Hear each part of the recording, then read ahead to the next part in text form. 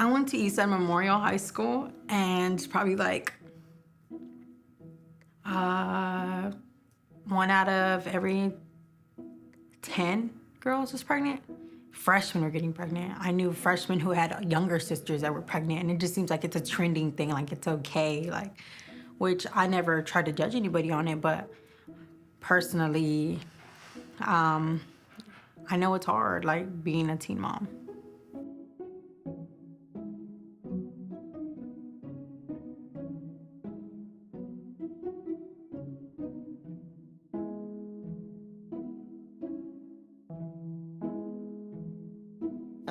Raise your hand if you know someone or if you yourself are a teen parent.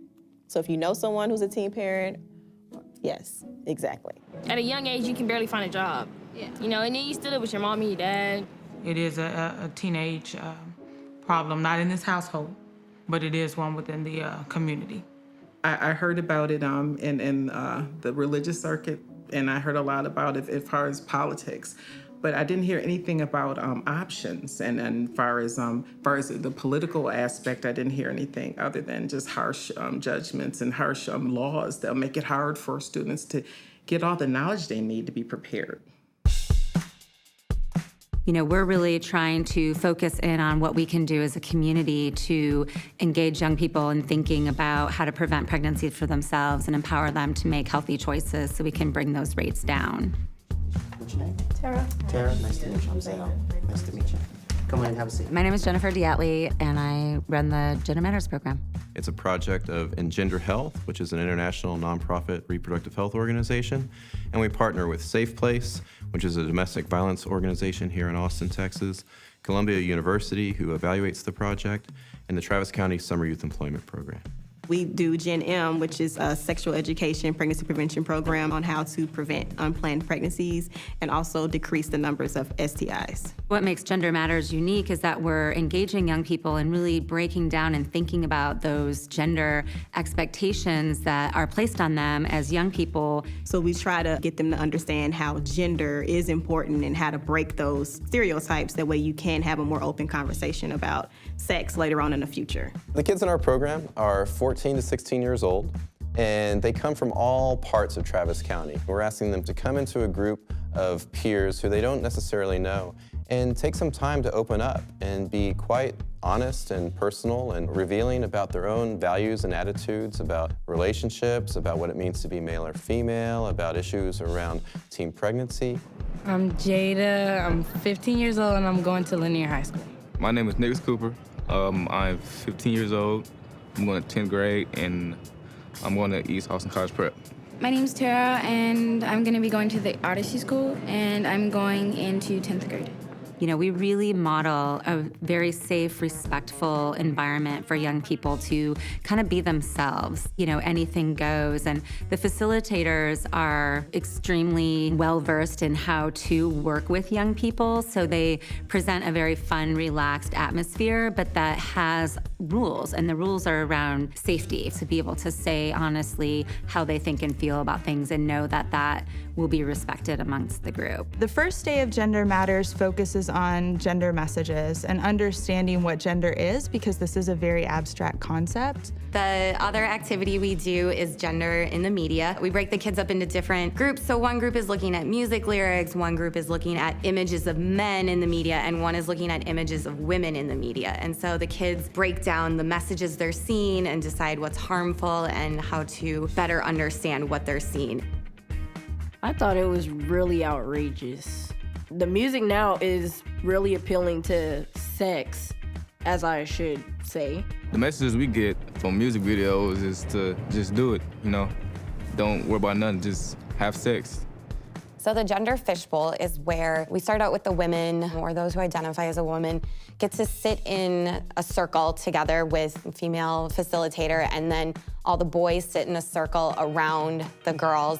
And then the girls explain and talk with each other about what it's like to be a girl, what they like about being a girl, what's hard about being a girl. And then they just really get a chance to explore how the gender messages affect them personally and share their different stories. And then when the girls are done, we switch and the boys get into the center circle, and then the girls just have to listen to the boys talking about what it's like to be a boy, what's hard about being a boy. First off, we're gonna start with what do you like about being a male? We can take pain more easily. What do you not like about being a male? People say that we don't got feelings and that we gotta be all hard. Okay. Stuff like that. All right. Okay. People are always trying to think something about you. Yeah. Like all the stereotypes and all the pressure put on men. Like what? Like just guys want to have sex all the time. Okay. With many different women. Yeah. When really, I mean, it may apply to some people, but there are some guys out there that don't. What do you like about being a female? If you feel like you look good and a guy comes and talks to you, like usually the girl doesn't talk to the guy. You know, it's just, you feel good. What do you not like about being a woman? If you have feelings and you like express them, like you get just, you're crazy, or you know, she's too clingy or something like that, so. Having some guys stick his head out the window and honk, I feel disrespected. Would you do that to your mom? Or your sister walking down the sidewalk? It was actually pretty nice to listen to a girl's opinion about boys and what they experience in society and see some messages they get from other girls. So the participants will be making commitments that will allow them to continue going out into their schools and in their communities and making these positive choices for their lives. The action I intend to take to prevent teenage pregnancy is to use a condom. Always use protection and let others know about using protection. And one action I intend to take to prevent teenage pregnancy is get on birth control. Yes, I did make a commitment, and my commitment is safe sex for marriage. That is the best option I can give. The things that I learned in Gen.M will probably help me a lot in the future because I'm not sexually active, and so when I do become sexually active, I'll be ready and prepared for it. I would recommend they take it for lessons to learn about society and how men are viewed and women are viewed. I would recommend this program for all parents to make sure that children are informed. It's really excellent and really important to have access to sexual health resources and skills, but it's also, I think, equally important to promote the ability to have these teens thinking in a way that they hadn't before about gender and questioning the messages that they're getting in the media and history, and it puts those things together. It promotes that critical thinking. Well, what we hope for is that young people who've participated in Gender Matters are more likely to use condoms than those who didn't participate in the program, that they are more likely to use a family planning method, that they're more likely to attend a clinic and get tested for an STD or HIV, and that they're more likely to delay the onset of sexual activity. And then we'll also look at their attitudes, and we'll hope that people who've participated in our program have become more gender equitable. I can tell it's having an effect. Some of the students that I have in the Gen.M workshops, I'll also see in schools when we do the Safe Place groups. And so they'll come up to me and they'll tell me how it has affected them and kind of give me some type of update on how things have been since we last saw them. It does seem like it's making a good impact.